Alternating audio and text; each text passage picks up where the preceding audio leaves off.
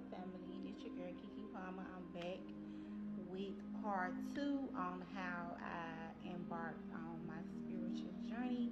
So, like I mentioned in the last video about, I was having my awakening, getting certain information of what's up. So, let me continue where I left off here, right? Okay, so here's what's next. So after the information phase, it was like a different level. So I had started to pray. I started to be more submissive to God, getting in my word, starting to find myself. God was helping me figure out who am I, right? So in the mix of all this, I ended up losing my parents. I'm the only child at that. First, I lost my mom in September 2015. Then, turn around, lost my dad the next year, 2016, the same month in September, right? So, I had like a big support system amongst me in a mix of taking these losses back to back. But after that, God was not done with me. He said, we still need to cleanse. We still need to shed certain things that's amongst you or whatsoever. Whatever it was going to hold me back, whatever was going to distract me, whatever was going to be in my way to help me become a better person, to help me to get to the next level, God was not playing with me.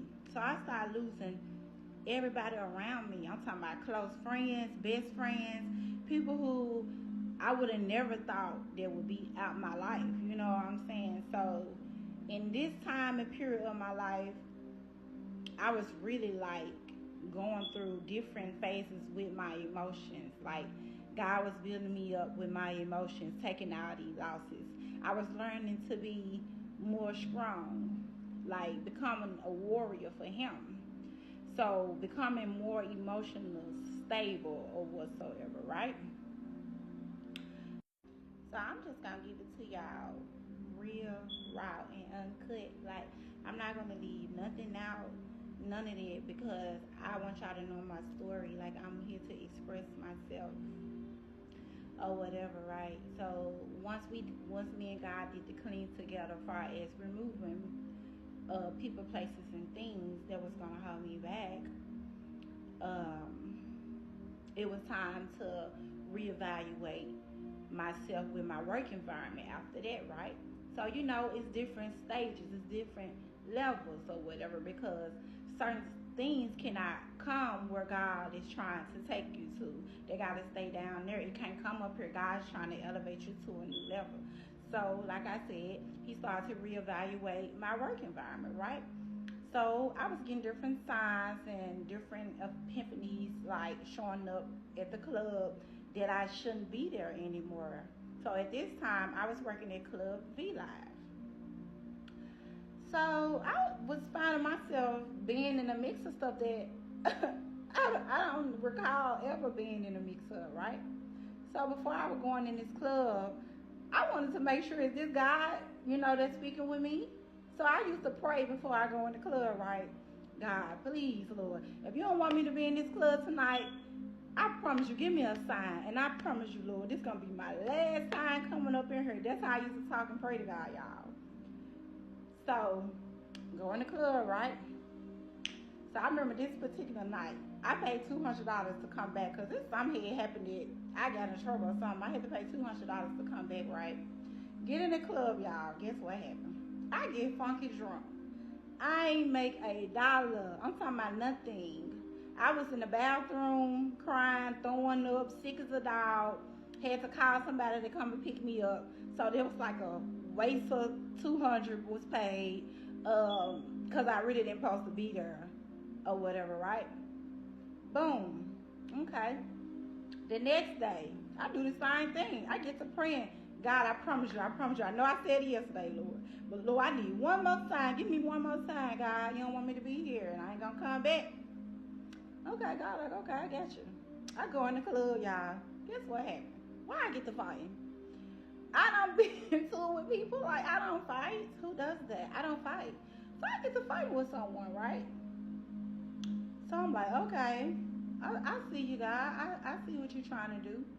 It's really not meant for me to be here, right? So after that night, it was a wrap. I ain't never go back to the club after that. So now I'm in this new season. I'm not working at the club. So like I said, I'm in this new season. I'm not working at the club. I don't have no type of employment. So it's like my mind just going all over the place. You know what I'm saying? So like in this phase right here, it's like God building your faith. It's like, who is you going to trust? Trust in me. I got you. I will never betray you. I will never leave you. I will never depart from you. I provide. I'm a provider, right?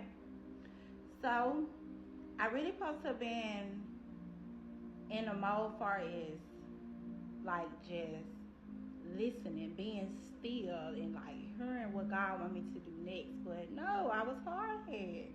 I was constantly procrastinating what God was doing for me. So I get to filling out application. That ain't what God had for me. He had something next for me. He had something that He had already promised me. Remember that He's a promise keeper, and when He make these promises to us, oh, best believe it, they gonna come to pass. But it's be up to us to do what He want us to do in order to receive them, right? So I'm hot here, y'all. I get to doing applications and end up working at Target warehouse. Yeah, so I go to Target warehouse, right? I'm constantly just having problems with the manager, the supervisor, just these folks just don't like me. I haven't done anything to them. Like it's just they didn't like me because I really didn't supposed to be there. I was there for 2 weeks or whatever, right? So I really felt like I had a job there. I really feel like I had a job. So I ended up meeting this young lady uh, by the name of Asia. So she was like very into church and stuff like that. So she was somebody who I needed at that time or whatever, right? Because I was still kind of going through spiritual warfare. So God would put certain people in your life to like bring you into the light, like bring you to the clarity, like what he really trying to get you to see, right? So she was helping me. She was taking me in the bathroom. She would get to praying for me and always looking after me, like making sure I'm trying to stay on my path and stuff like that. But like I said, I was going through spiritual warfare, and I was in school with the supervisors, the managers and stuff. I'm going off on them. So I'm like, okay, God, you don't want me here either. Okay, dang. Let me just don't make no money. Let me just stay at home or whatever, right? So I said, okay, God, I'm going to put my whole trust in you. Put everything, like, just lay it down. So stop working there, y'all. So now I'm just at home. So I had already got prophesied too from this lady named Pastor Lee. Yeah, so like I was saying, I had already just previously got prophesied from this godly lady named Pastor Lieber. Basically, she was like, it's something with you with the beauty industry. Like, do you want to do her? Do you want to sell her? Like, what is it? I said, I always wanted to sell her, right? She's like, okay, you're gonna end up selling her. I was like, well, I don't have any resources for it, right? She's like, I don't worry about the resources, baby. It's gonna come to you, right? And she was like, oh, you ain't only gonna sell her. You're gonna sell way more than that, or whatever, right? So boom. I remember I was just telling y'all about how I started working at Target warehouse after 2 weeks, right? So I'm sitting at home listening to God, like I'm still, I'm praying, I'm shedding tears, I'm healing right now, right? So God needed me in that mode, in that season. So after so long, I ended up meeting this lady. She wanted me to become her hair ambassador, right? So I become her hair ambassador, get to selling hair for her, whatever. Her name was Renee Sainz. So this lady changed my life, y'all. She literally changed my life. So when I was selling her for her and stuff like that, I was selling all her hair, y'all. I'm talking about like, she couldn't even believe how much hair I was selling for her or whatever. So I had like $2,000 or something like that, and I asked her one day. I was like, well, I always wanted to sell her. Do you mind getting me some hair with this $2,000? She was like, girl, yeah, I get you some hair. She was really excited, like, to help me to get the hair and stuff. So we go put the money in her bank. My hair ended up coming in a couple days later. See, I'm thinking about this, y'all. I wasn't aware of how the hair business go like that yet, because I had just started. So my slow self ordered all 28 and 30 inches, not knowing that I needed all the shorter inches too. So me thinking I was a dancer, when I was a dancer, everybody just wanted long hair, but that was not true. But anyway, I'm getting off topic. But to make a long story short, this how I started to sell her. So this what God had for me. I was still trying to settle, y'all. I was trying to settle from a 9 to 5 job, making minimum wages, right? I was still wanting to be in the club, but no, God said, no, I'm trying to take you higher. I'm trying to take you to a new level. But you got to let them old things go in order for you to get there, baby girl. Trust in me. So I get to tell her, y'all, when I tell y'all, I was making more money even when I was dancing, y'all. I could not understand how I was so blessed and favored. I'm like, how was I making all this money? I'm like, oh my God, like God really showed up and showed out.